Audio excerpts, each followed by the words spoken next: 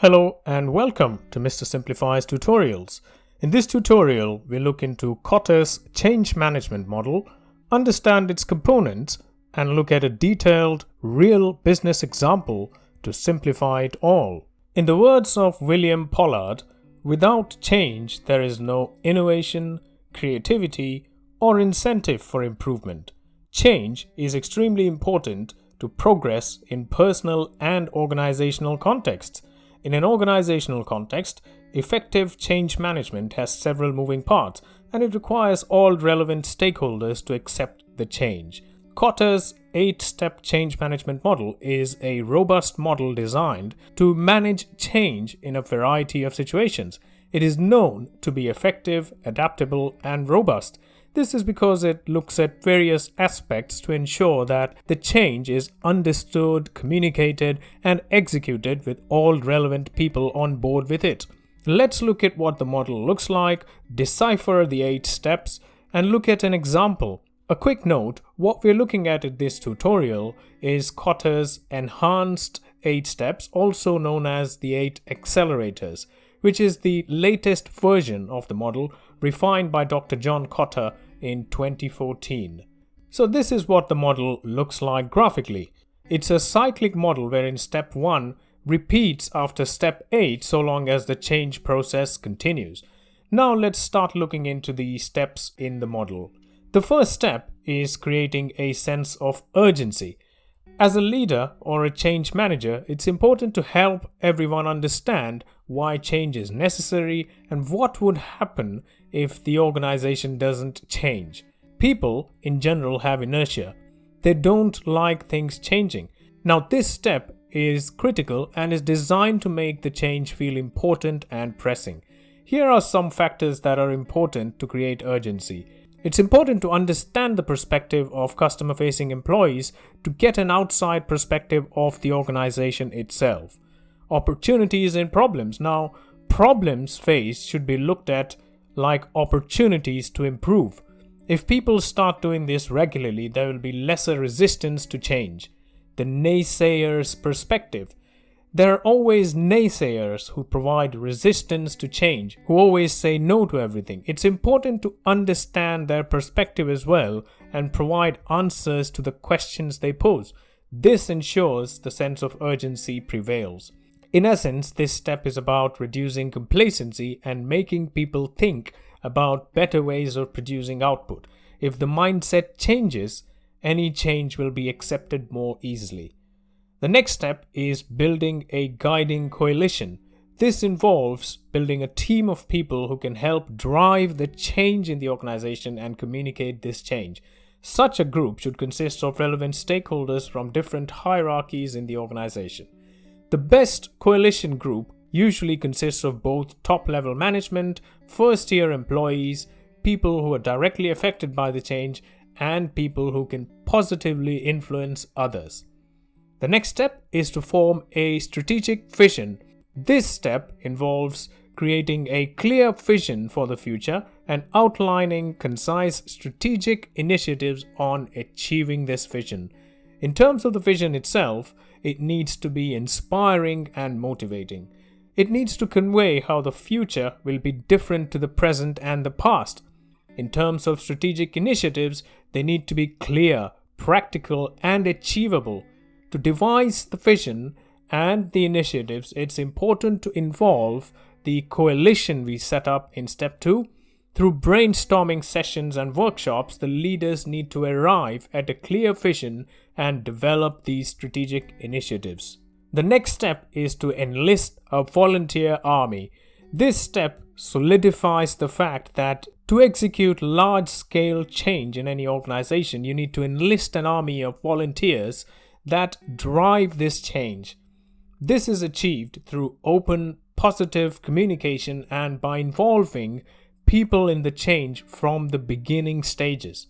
Another way of enlisting people is to reward them for their contributions, even if the reward consists of words of appreciation and encouragement.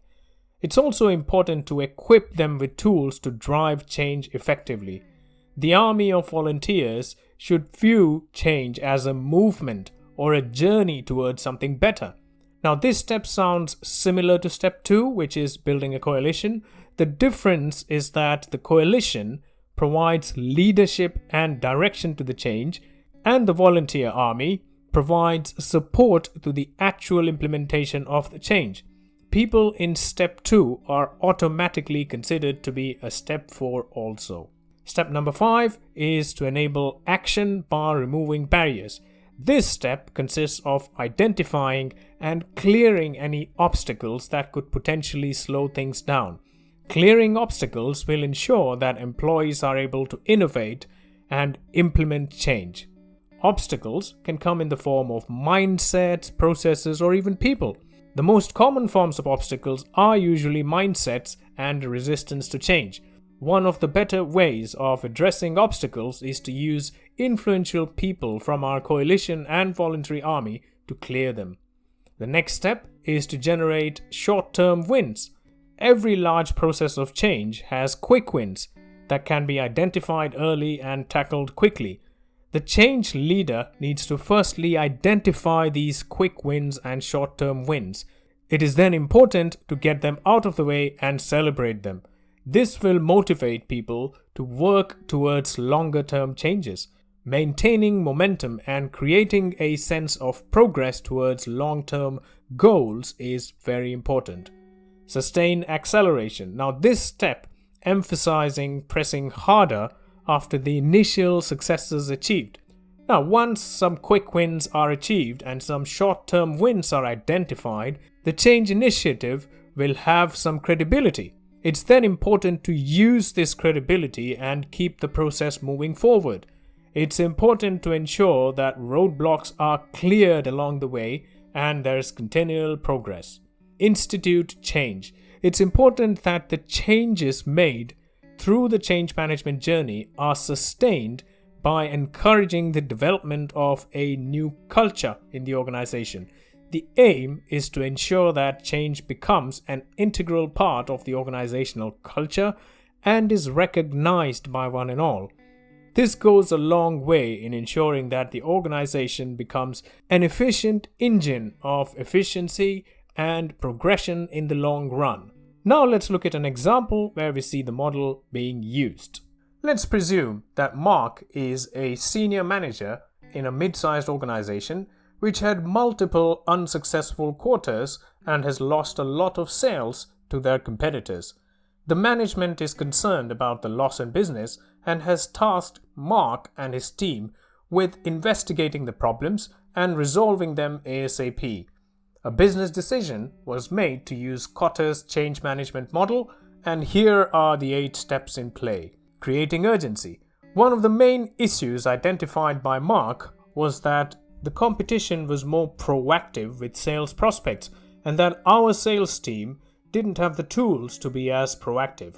The conclusion was that our team doesn't have a sales management or CRM solution which stores customer information securely, flags prospects as warm, hot or cold leads, and then helps sales to liaise with them. The sales team rather uses spreadsheets to store customer records and has many people who are wary of using other tools. Mark organized a meeting with the senior leadership to get buy-in and continue with the rest of the steps of the model. The aim of the change process was to ensure that the sales team is equipped to be more proactive with leads and prospects. The next step, guiding coalition. Mark now starts putting together a coalition. The people targeted are the people recommended by the CEO, the key stakeholders in the sales and partnership teams, the customer success teams, and the key stakeholders in the procurement and purchasing teams. So you can see that it's a good mix. Meetings were held with the stakeholder groups to ensure everyone understands the importance of having a CRM solution. Step 3, strategic vision. The key strategic vision was to set a unified system of record and create sales processes to ensure that no new prospects or existing customers be left hanging for more than an hour. The objective was set to increase sales by 40% in the quarter post-implementation. Precise strategic initiatives were set to ensure that the best CRM solution be procured ASAP, relevant stakeholders in sales, business development, and customer success be onboarded and trained to use the relevant aspects in it. People stop using spreadsheets to store customer records, and a process be put in place to assign new and existing contacts to relevant people within the CRM system. And now we move on to step 4. Mark identified team leaders and mid-level managers in relevant departments like sales, business development, customer success, and partnerships to pilot the solution and act as his volunteer army. Their task was to start using the solution before the other team members and demonstrate its value to the ones still using existing system. It was, however, important that this army is fully bought in and understands the drive to implement it in the fullest sense. In step 5, we address the barriers. Mark met with the top performers in all relevant departments to understand the potential barriers to implementation and change management. Although the main barrier that needed managing was people's inertia, another tangible barrier was identified to be people managing their own prospect records in their local computer and records needing to be transferred centrally and in a format required by the CRM. So they needed to pull together all the records stored by individuals into the CRM. To overcome this, a member of IT support was brought in to put together a spreadsheet, send it to people, and help them troubleshoot any errors in uploading their records to the CRM. And now we move on to short-term wins. After the software solution was purchased, the first stage of implementation was to develop some internal competence within the organization. The purpose here was to ensure that there are CRM experts within reach who are able to assist others when needed. This would also ensure that the limited training and support hours provided by the CRM company is utilized effectively. Mark identified 2 people within his team to be the CRM champions and got their training underway immediately. Once they were trained, their training completion was considered as a short-term win and communicated across the organization.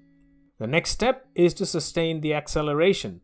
Once the first lot of sales personnel were up to speed with the CRM, there was an initial spike in leads getting converted to sales.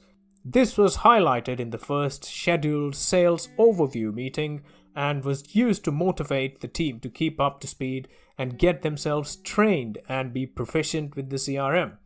And in the last step, which is institute change, once the CRM was fully deployed and being used as intended, Mark recommended the policy and compliance team to start working on policies to ensure that customer or lead records are not stored locally and that any sales information only be stored and circulated through the CRM. The CRM should be the first and final spot when it comes to recording and tracking leads or contact activities. Reports produced by the CRM were also made standard in all sales reviews and kickoffs meetings to ensure regular usage and consistency in reporting. So there we go. We looked at the 8 steps, we looked at a detailed example, and I hope it's completely simplified for you. And that is all we have in this tutorial. I thank you very much for your attendance, and if you like this tutorial, please support this channel by sharing the content here, liking, and also subscribing. And most importantly, please take very good care of your own self. Thank you very much. Bye-bye.